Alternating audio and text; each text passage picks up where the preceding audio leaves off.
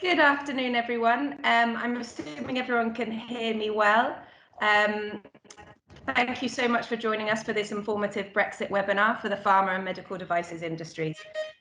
Some of you know me already. My name is Jessica Griffiths, and I'm lead for biotech and pharma at the UK Department for International Trade, Spain, based in the British Consulate in Barcelona. It's a sunny afternoon here in Barcelona, and we're delighted that so many people from different European countries and the UK have registered to join our session. As you may know, this webinar has been organised by DAT and our esteemed partner, with the International Scientific and Regulatory Affairs Consultancy, Asphalion. We've worked with Asphalion for many years now and seen them grow successfully in the UK and across Europe. It's been a pleasure working with you, Asphalion, and for this event, and we look forward to continued collaborations in the future. Sorry for the background noise, but I hope you can hear me okay, and once we get started with the presentations, it will be fine. So before I hand over to these expert speakers, I want to remind you to all keep your cameras and microphones off throughout the session. As we've already advised, there will not be time for question and answers during the webinar, but we will put our contact details in the chat bar, and please don't hesitate to get in touch with us, and we'll get back to you with answers and a conversation. So for our first presentation, I'm delighted to introduce Lydia Canovas, General Manager for Regulatory Affairs at Asphalion. Lydia has been at Asphalion for over 20 years. She has extensive experience in the pharma sector and specialises in providing regulatory affairs advice to companies across Europe and globally. Today, Lydia will present on main regulatory changes in 2021 in the pharma and medtech sectors following Brexit. So over to you, Lydia. Thank you very much indeed. Can you hear me properly? Yes, perfect. Thank you so much. I'm going to share my screen. Thank you for the introductions. And well, it's my pleasure today to present the main news that we have recently, and how do these new regulations and affect our regulatory activity. So my presentation will be very brief because I have been given by the organization 25 minutes. So, and there is a lot of material. But as Jessica said, whatever question or any question you have, you can ask using the email. Well, first of all, this is a short agenda of what we are going to see, basically an introduction, the marketing authorization types, the impact of the Northern Ireland Protocol, how do look like the national procedures in UK, the MRP and DCP particulars, what to do with centralized pharmacovigilance new requirements, portal and new submissions, and what to do with products under development. Another chapter that I'm going to treat today as well is the medical device new rules, which are a lot. Everyone in the sector is following for years what will be the outcome and the evolution of the Brexit. So what will happen actually when the exit day will take place? Well, we have had a lot of guidance during the pre-transition period that were no longer published in the MHRA website, but starting 1st January 2021 and around end of December and the first days of January, the MHRA has published a huge number of important amendments, and we are doing now a summary. You can find all the content in the MHRA website, but as well, well, it takes two for tango. Then this is a split of the UK from the European Union. So there is part of the European Union rules that we have to take into account as well and can be found in this page. For now, we are going to focus on what's new, assuming that all you are regulatory specialists working in regulatory affairs, and we have been following the guidance that has been released before end of January 2020 and the first days of January 2021.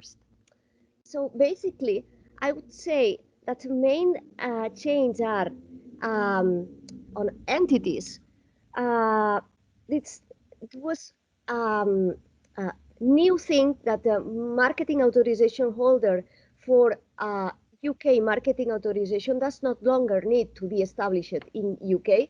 So holders based in the European Union or European Economic Area are accepted, with only two exceptions: Northern Ireland as concerned member state in a DCP, and then the marketing authorization holder should be based in Europe or in Northern Ireland, but not in Great Britain. And we will see in the unfettered procedure, the marketing authorization holder should be based in Northern Ireland.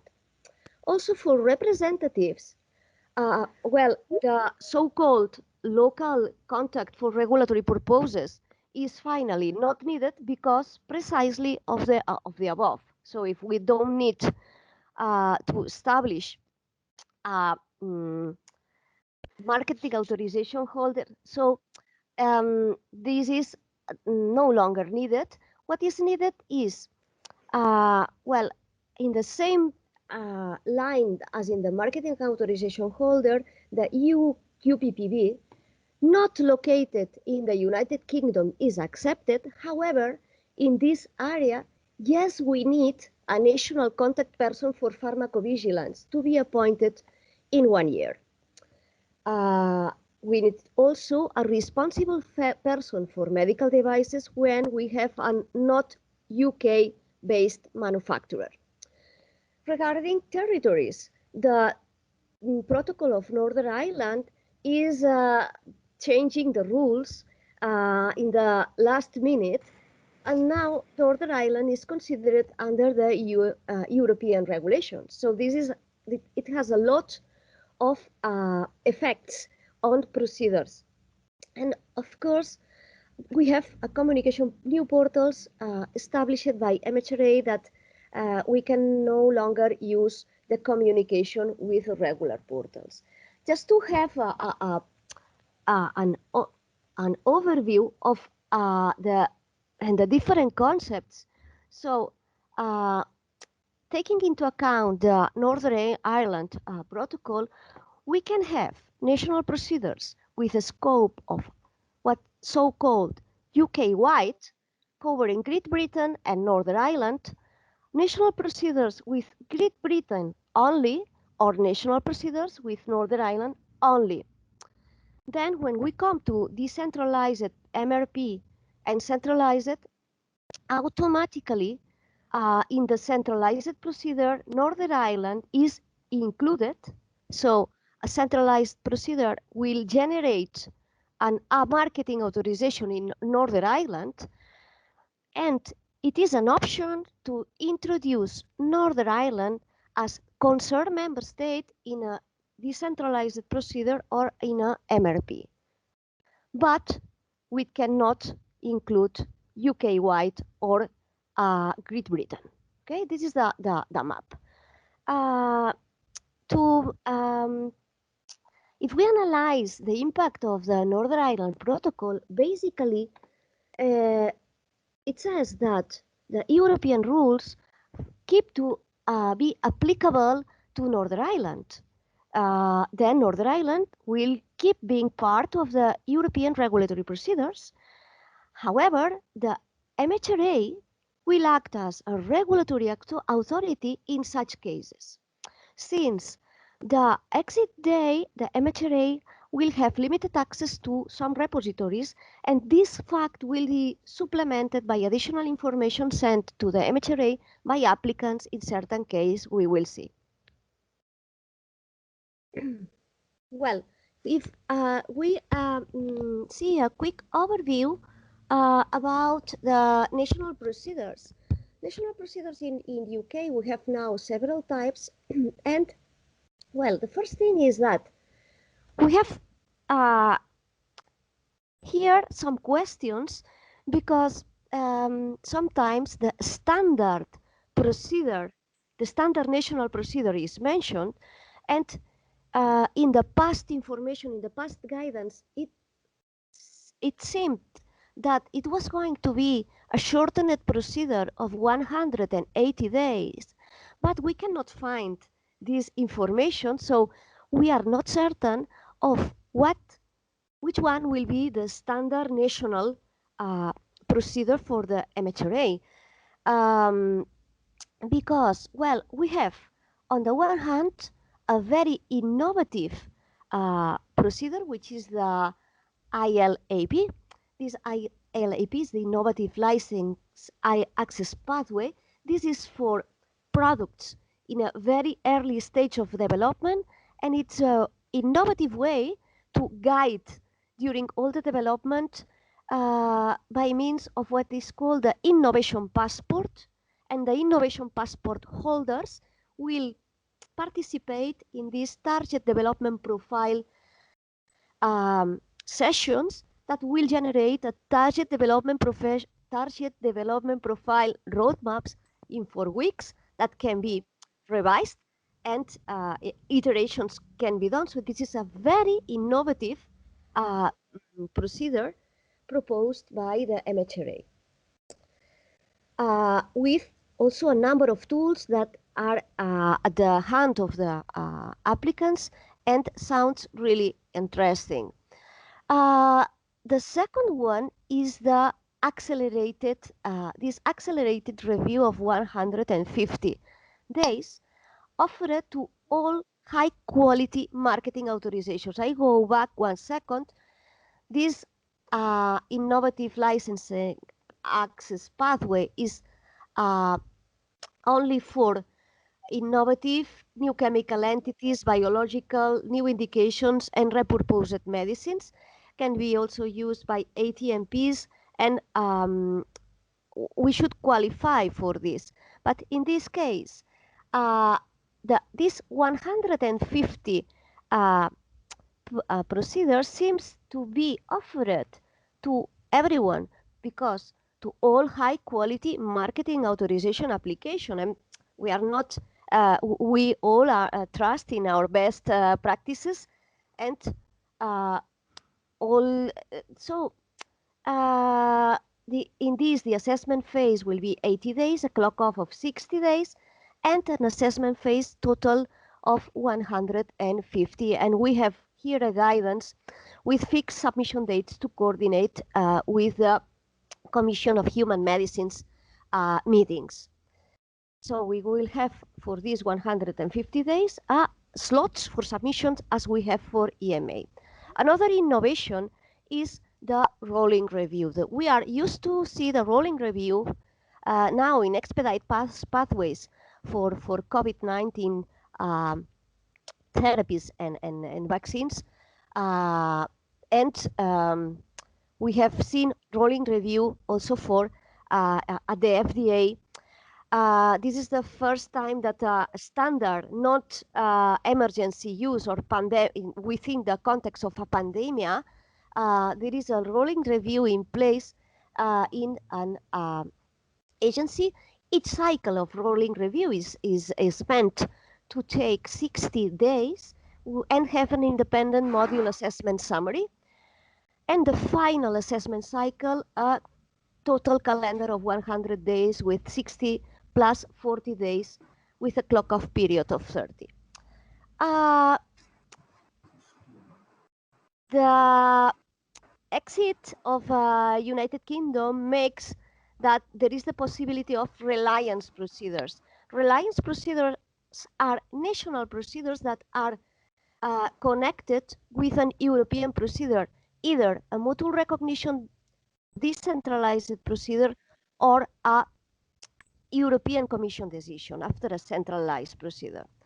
So we can have reliance procedures relying in the opinion of European authorities after a decentralized procedure on mutual recognition or after a centralized procedure after the CHMP opinion. We will see it with more detail, and I will not um, stop here in the interest of time, but the MHRA has defined clear calendars for this reliance procedure. The most important thing, and we have had the opportunity to submit one case, is this within 5 days after the CHMP opinion, the submission of a reliance procedure for a post-centralized after the CHMP opinion, to make sure that the calendar is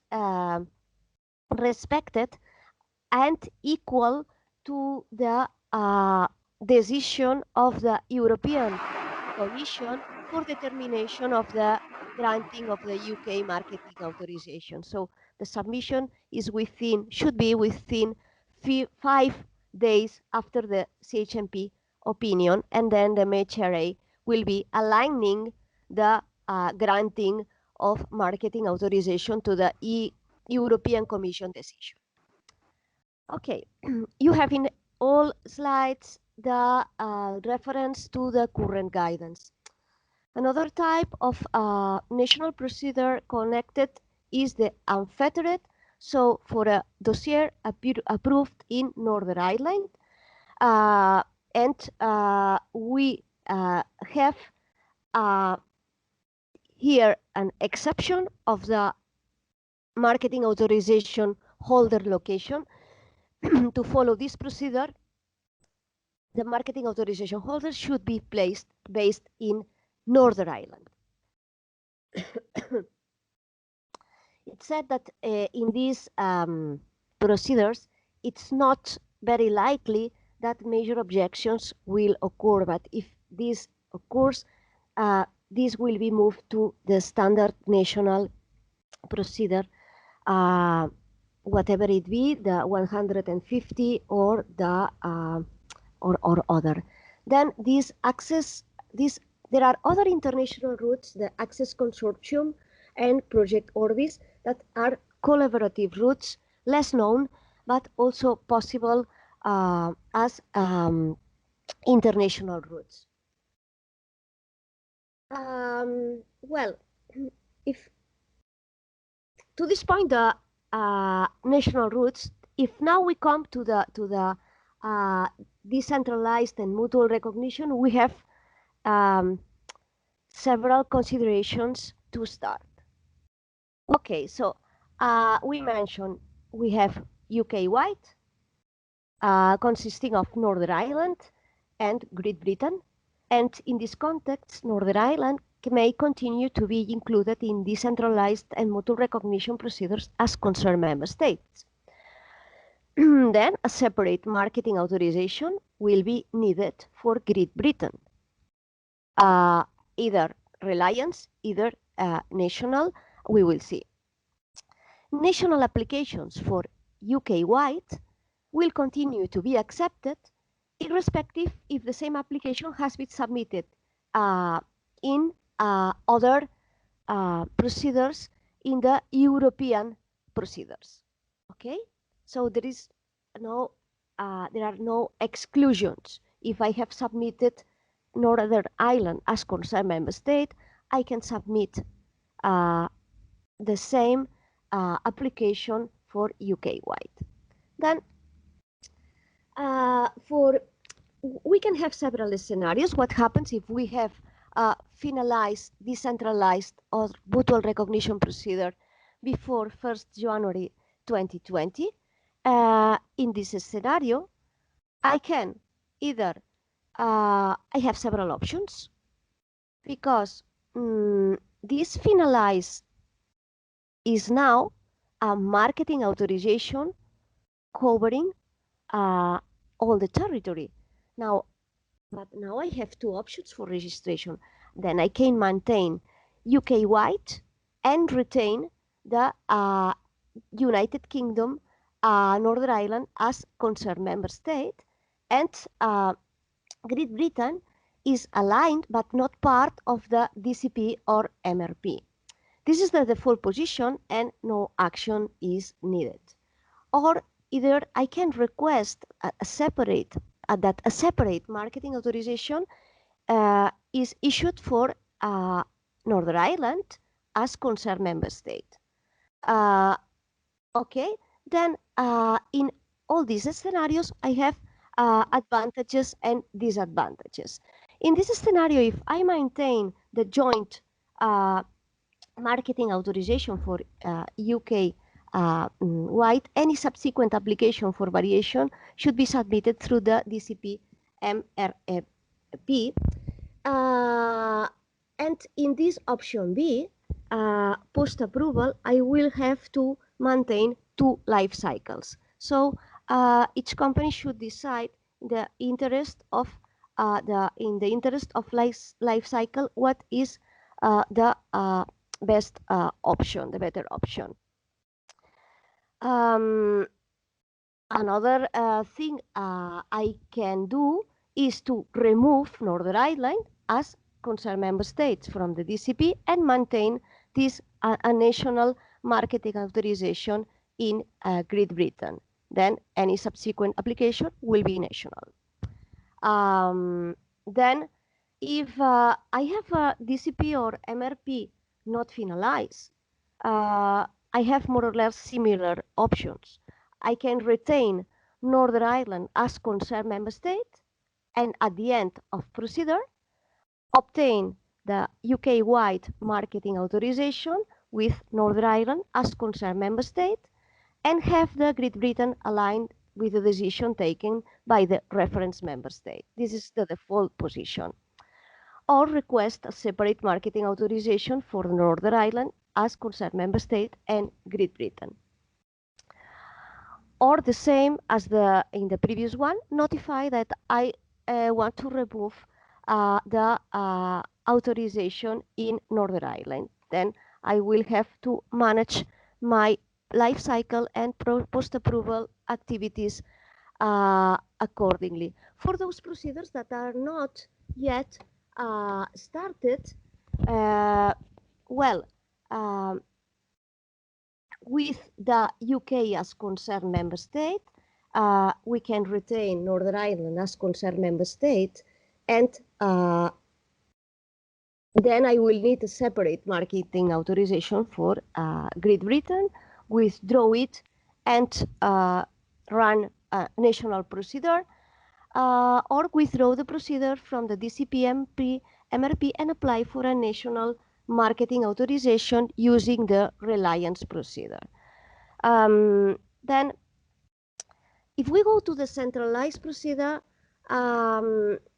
maybe it's more clear because the difference from the previous scenarios is not so different. The thing is that, well, for a granted centralized marketing authorization application for a centralized approved product, we had in the previous information, this information that grandfathering and the next regulatory action or 1 year after a baseline is needed.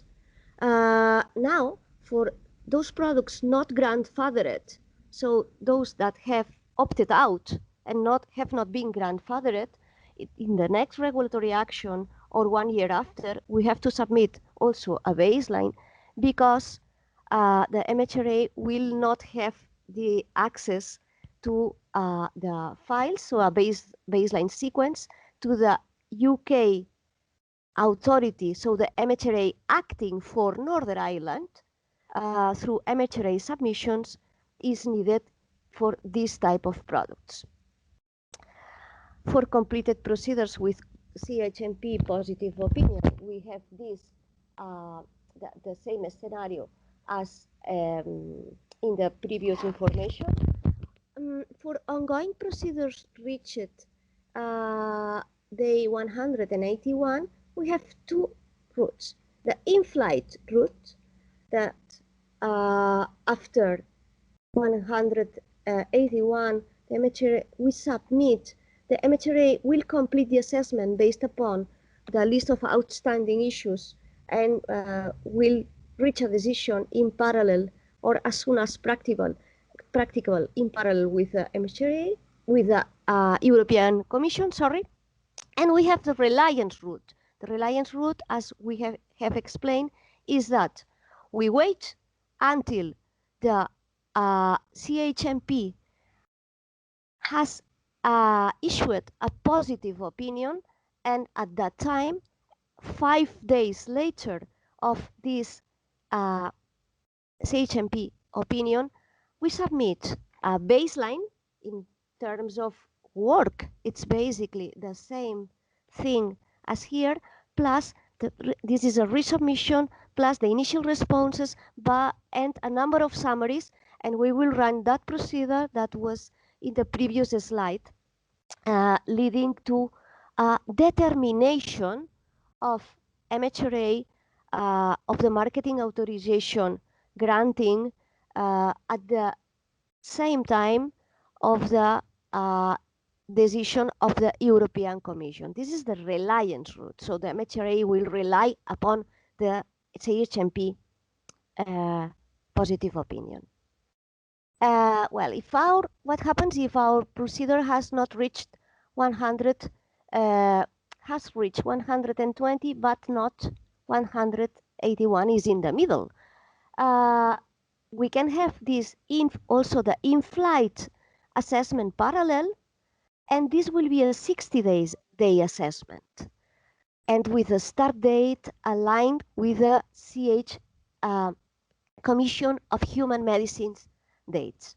Okay, so we have to take care of this after a valid submission of this in-flight parallel. We will be given a 60-day assessment calendar with a start date aligned with the meetings of this commission.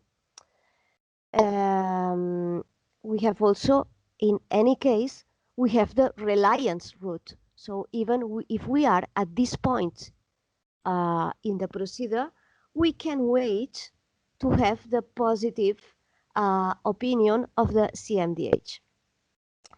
If we are at the beginning, initial phase, well, not yet reached day 120, the route, the option is the first option is to an application in parallel. So we submit an application in parallel and we choose one of the national assessment routes, probably the 150 days for all quality marketing authorization applications. Or if not, we want to, if we don't want to submit in parallel and to have a parallel evaluation, we can wait until a positive CHMP opinion and then do this submission after 5 days and get the marketing authorization in UK at the same time of the European decision.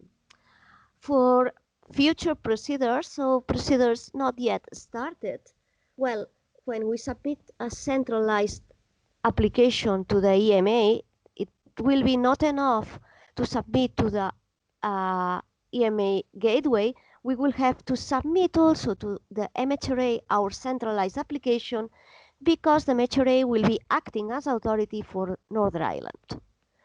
And this is basically the management of the centralized procedures. We have to take into account the new portals of submission. The portal of MHR submission is multi-purpose.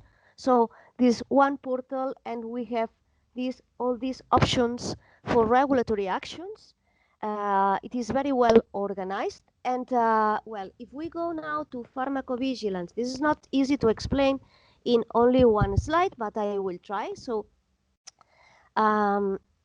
we have requirements for the QPPB and national contact person. The QPPB can reside, be located and operate anywhere in the United Kingdom or European area.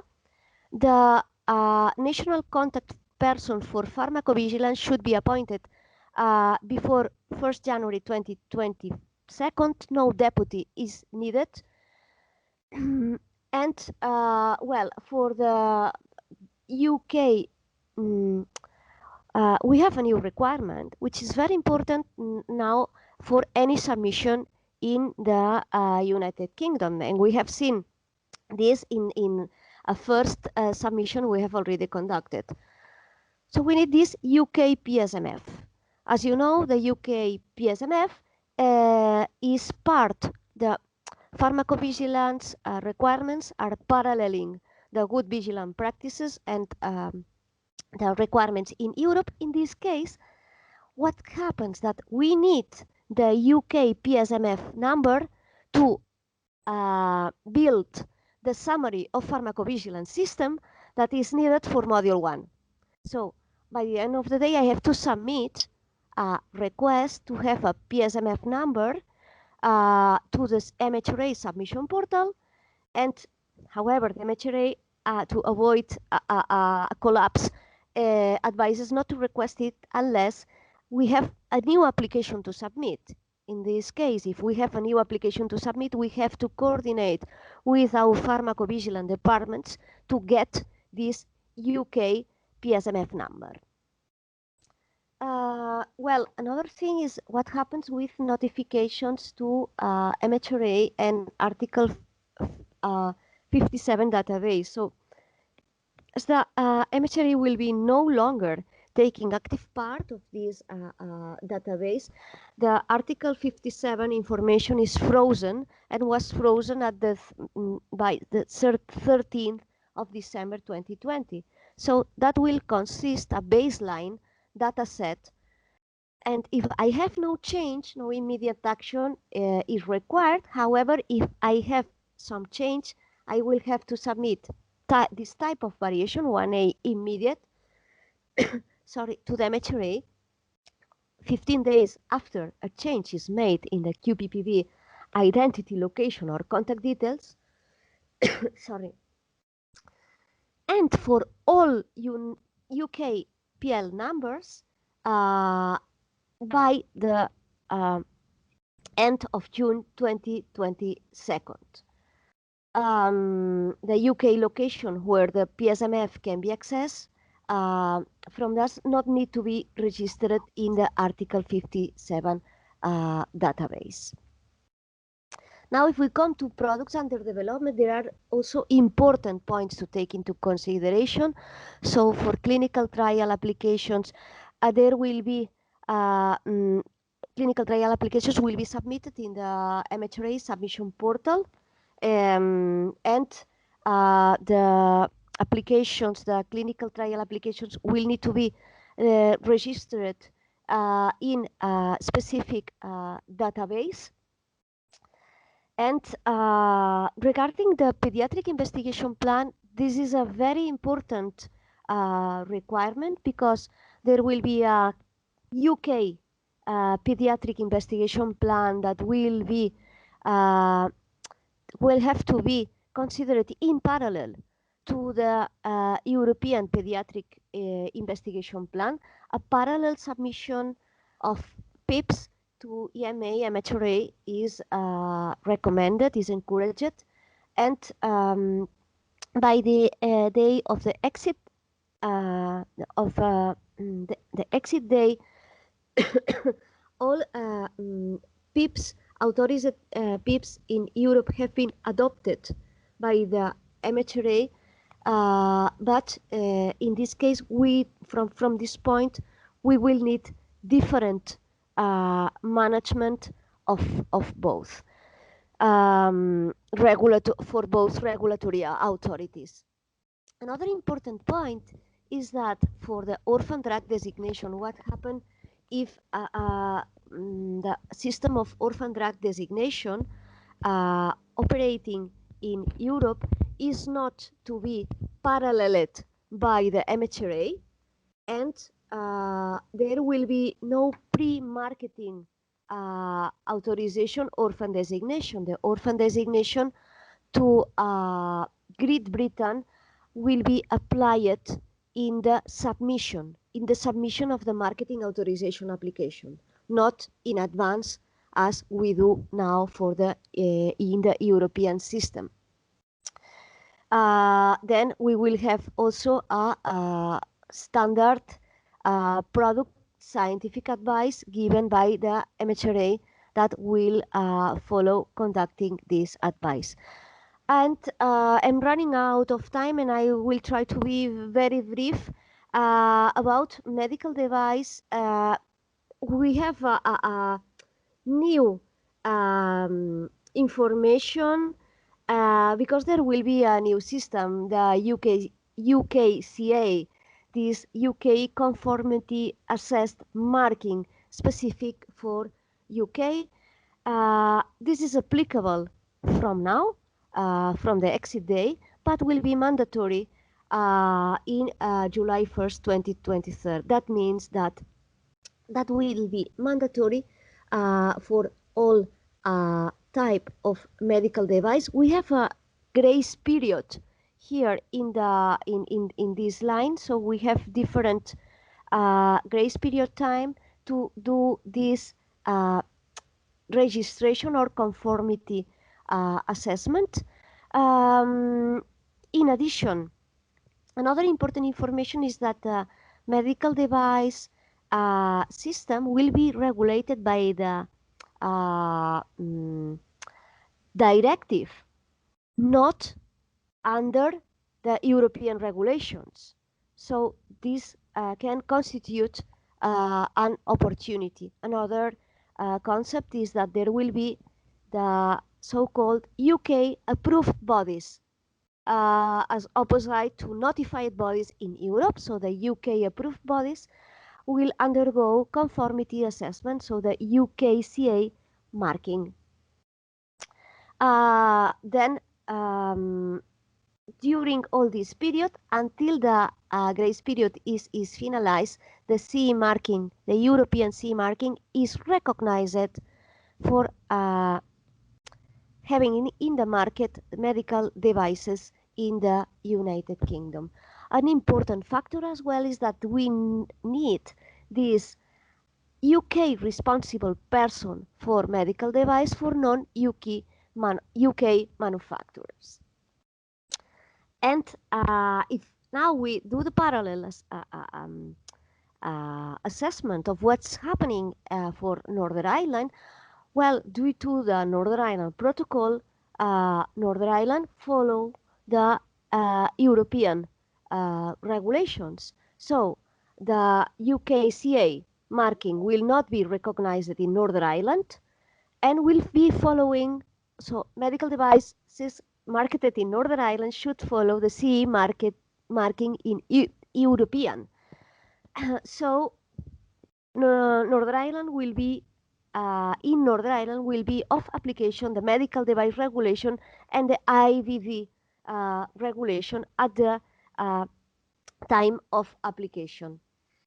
The same, the non-UK manufacturers will require this UK responsible person for Northern Ireland purposes, and as it happens now for those manufacturers non-European, the European authority representative is also a legal requirement. The grace periods are different in Northern Ireland, so we have to make sure that we check the time we have to register. I'm not going to extend more about medical device because my colleagues will be talking about medical device, the impact of EUDAMED and BREXIT next week, and I invite you to join these seminars as well to know more details about medical device. And this is my last slide. We can help, of course, in all these new scenarios in BREXIT consulting, operations, supporting the new procedure, baselines, caps, and the management of pharmacovigilance, new concepts, all the new tools, the PIPs and ODD applications during the development and submission, scientific advice, and the responsible person for medical device, UKCA, and registration of medical device to the MHRA. And that's it. Sorry for the extra time, but it was I I knew that it was a lot of information, and I tried to summarize everything. Thank you very much. Thank you so much, Lydia. It was a really informative presentation and a lot to get through. I'm glad you did it rather than me because it was very complex and really informative. So thanks ever so much. So just moving on to our next presenter, I'd like to introduce our second expert speaker, Linda McGee. Linda is the Health Innovation and NHS Specialist in the Healthcare, Life Sciences and Bioeconomy sector in the UK Government's Department for International Trade. So she's my colleague and our specialist in the UK. In this role, Linda supports companies interested in setting up in the UK, including providing advice on the NHS and the clinical UK clinical trial support infrastructure. Linda has extensive experience working on NHS innovation programs, as well as in the private sector, working for international healthcare and biotech companies. So in this presentation, Linda's going to cover some of the non-regulatory aspects from the pharma and medical devices industry in 2021, as well as opportunities available for trade, investment and collaborations in the UK life sciences industry. I think there was a question about sharing our slides, and I know we're very running short on time. We will share the slides with you after the session, so don't worry about that. And Linda, apologies for giving you such little time, but hopefully we can still end on time and you can pick out the best bits. Thanks, Linda. Thank you, Jessica. So I'm just now going to attempt to share my screen. Are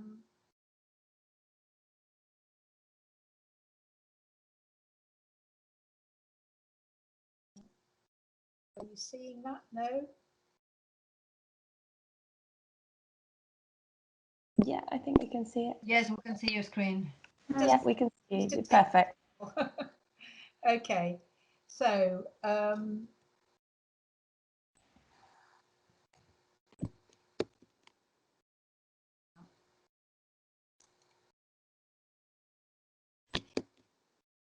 well, Lydia's given a very comprehensive and wonderful talk in such a short time for everything.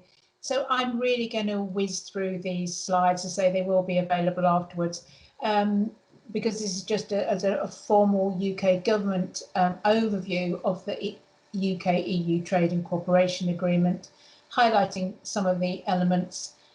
Probably worth highlighting, though, unprecedented 100% tariff liberalisation, so no tariffs or quotas on movements of goods between UK and EU. And for medicinal products within the annex, you'll see at the bottom, the mutual recognition of good manufacturing product practice, GMP inspections and certificates, so there won't be any need to have separate UK and EU inspections. A highlight here, and this is to help businesses. So I know we've got some UK companies, I think, joining us today. So if they haven't seen it already, the DIT has two online tools, the first of which is checking on how to export your goods. So that's information for everyone exporting from the UK. And then for our Spanish and other European guests today, there's a trade with the UK tool. So that's providing information for those of your international businesses wishing to export into the UK. And that, of course, includes the information about goods going into Northern Ireland, as we've already heard from Lydia, separate processes occurring there. And in addition, there is an information page, Trade with the UK as a business based in the UK. And for example, there are options to have the information in Spanish. And there was a useful webinar that was recorded just before Christmas, and that is in Spanish, so that's already up on that site. I'm not going to dwell on these. I think Lydia's covered all of it, but just here again are the key web links for that information from the MHRA which is, as we've heard, the standalone medicines and medical devices regulator for the UK from the beginning of this year. And again, Lydia covered this toward the end of her talk, some of the key things around regulating medical devices, again, from this beginning of this year, and the web link there around the regulations for those. So another thing Lydia did mention was the innovative licensing and access pathway, ILAP as it's called. This is new, it only initiated on the 1st of January. And as she said, it's quite wide ranging. It's open to both commercial and non-commercial developers of medicines and covers new chemical entities, biological medicines, new indications and repurposed medicines. And it links in with partners, NICE, I'll come on to in a moment, the Scottish Medicines Consortium and the National Health Service in England. And to remind you also that still in process or still present is the Early Access to Medicine scheme. So this is more limited, and this is for to enable patients with life-threatening or seriously debilitating conditions to access medicines for which there is not yet marketing authorization, but there is a clear unmet need. So that scheme continues. So that's obviously later on and more limited, but ILAP is very much for the early stage, and the best thing to do is to, if you want to look at that, is to engage as early as possible in your process. And also again at the bottom of that page is the link to the MHRA Innovation Office for general enquiries you may have. NICE, which again, it cropped up in, I think, some of the slides, the National Institute for Health and Care Excellence, which provides national guidance and advice to improve health and social care, carries out technology appraisals for new existing medicines and treatments within the NHS. It does cover medicines, medical devices, diagnostic techniques, surgical procedures, and health promotion activities. And the NHS is legally obliged to fund and resource medicines and treatments recommended by NICE technology appraisals. But essentially, they generally only relate to medicines. But the good news is, and this has been something that the medtech industry have been seeking for a while, there will be the launch of the medtech mandate from the 1st of April in 2021. And this is essentially the reimbursement process for certain medtech health technologies. They must be effective, and that must be demonstrated through positive NICE guidance. They have to deliver material savings to the NHS, the benefits of them being over 1 million over 5 years for the population of England, cost saving in year, and NICE modellings demonstrate a net saving in the first 12 months of implementing the technology. And the last element is affordable to the NHS. The budget impact should not exceed 20 million in any of the first 3 years. So that's something, it will come into place, as I said, on the 1st of April, but there are already 4 technologies which meet these criteria that have been identified under the medtech mandate. So the UK opportunity, I'd like to go on to talk more generally now, aside of the regulations, about what the opportunities are in the UK. So it's a prime location to identify innovation and to research, develop and evaluate your products and services in the National Health Service, or NHS as we call it, and that's serving 65 million plus people and all the data that goes with that. And it's one of the world's best healthcare systems. So it's really providing a test bed, an ideal test bed for global market development. Amongst the things to highlight is the dedicated infrastructure to support this whole innovation pathway. Our national agencies working ever more closely together to improve the NHS innovation pipeline and adoption for streamlined market entry. We have a very significant commercial sector within connected clusters across the UK. So there's a wide range of affordable locations and options to suit any company's needs. And we have a very strong government commitment to innovation, and that's underpinned by sustained partnership with industry through our sector deals. And the first of the sector deals, which initiated some years ago, was the life sciences, and we've since had a second sector deal. So life science is really very important within the UK. And those sector deals have delivered some 3 billion already in joint investment between government bodies and industry. So our life science sector, the UK remains the #1 life sciences cluster in Europe, with a turnover of some 74 billion, employing nearly 250,000 people. It has the largest number of biotech products under development in Europe across preclinical and clinical studies. It's ranked first for life sciences research by the G7 by citation impact, so very strong academic capability. And UK medtech sector employment is ranked 4th in the world. So supporting all that, we have dedicated centres covering product development, evaluation and manufacture, including formulation, covering the whole range of small molecules, biologics, vaccines, advanced therapies, and then medtech and digital and AI-driven technology. As mentioned, many cost-effective locations across the UK, be it for R&D, manufacturing or sales. All of the top 25 global biopharma companies and the top 30 global medtech companies operate within the UK. So just a note on the route to market. For medicines, as we've heard, MHRA is the regulator for market access authorisation. The NIHR, the National Institute of Health Research, support clinical trials for regulatory authorities. NICE is basically looking at cost benefit and value to the NHS. The Commercial Medicines Unit within NHS England manages national procurement for licensed medicines. For medtech, 1, 2 and 3 apply, but purchase and procurement might be by a number of possible routes.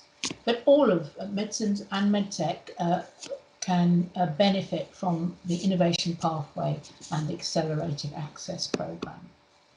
So within the NHS, what are the priorities? Well, COVID aside, the NHS long-term plan published in 2019 highlights, as is the case, I think, with most modern healthcare systems, improving quality of care, reducing inequalities.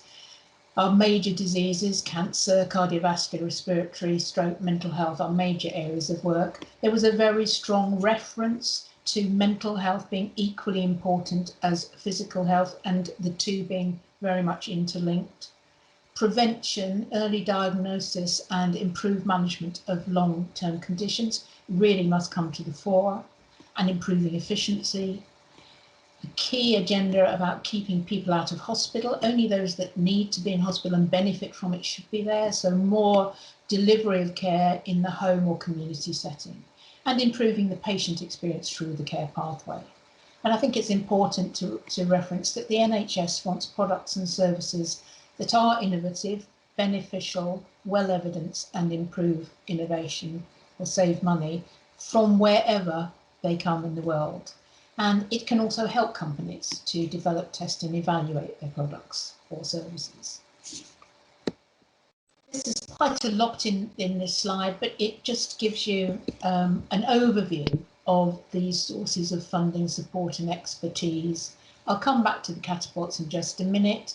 The NIHR, as I've mentioned, supporting a vast array of infrastructure that can support both medtech and medicines in the process from invention to adoption.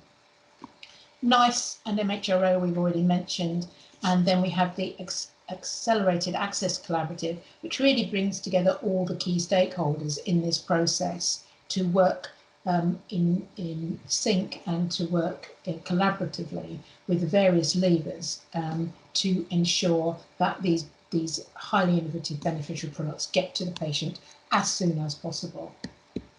And these again are some of the elements of the Accelerated Access Programme. I mentioned EAMS, Early Access to Medicine Scheme earlier, and we now have ILAP as part of that. There are various funds and payments, all of which can be applied in various scenarios to help bring those products to the market and to the widest level of adoption for patient benefit. I'm not going to go through these details because we are running very short of time now, but I think hopefully you will have time to review those slides later on. Huge strengths in clinical trials, and this has been shown par excellence with the recovery trial for COVID-19 potential treatments. Advanced therapies, again, a huge degree of infrastructure and support for advanced therapies. And some first in the world activity with our advanced therapy treatment centres. Medicines discovery and manufacture, again, a great deal going on here and support in both the discovery end, but also importantly in improving the manufacturing capability. Medtech, we have a lot with medtech, and I'd highlight the opportunities for the in health data and AI and data-driven technology. I think, Marcus, I just see you joined us. You might want to turn off your camera. Don't know if you can do that. So finally, we're just coming to the end now. I know time is nearly up. This again is an overview of all the ways in which we in DIT can help you, and I think I'm going to hand back to Jessica, who can just finally give you the key contact information for any follow-up to this event. So thank you, Jessica. Wow, I can't believe you managed to do that, Linda. That's truly a professional. I hope you all found that presentation useful. As I said, we will be sharing the slides. These are on Linda's final slide. There is some really sort of in-depth ideas of how we can help you. We want this sort of movement into, as we continue to implement and indeed build on the post-EU UK trade and cooperation agreement, we want to help you in that process. So just to close this event, I want to say many thanks to Lydia, many thanks to Linda for sharing your expertise today. Also, thank you to the Asphalian team who've worked with us to make this event a success. And just as I mentioned before, I'd just like to say this webinar is very much a starting point to start providing information, encourage positive collaboration, and continue to implement and indeed build on the trade and cooperation agreement. We understand you've probably, a lot of you got very specific questions relevant to your companies and your organizations. So on my next slide, I'll put our contact details, and there's also in the chat box a few contact details of MHRA and HMRC. So please get in touch with them, and we look forward to being in touch. So many thanks again, and have a lovely afternoon, and hope to see you again soon. Bye-bye.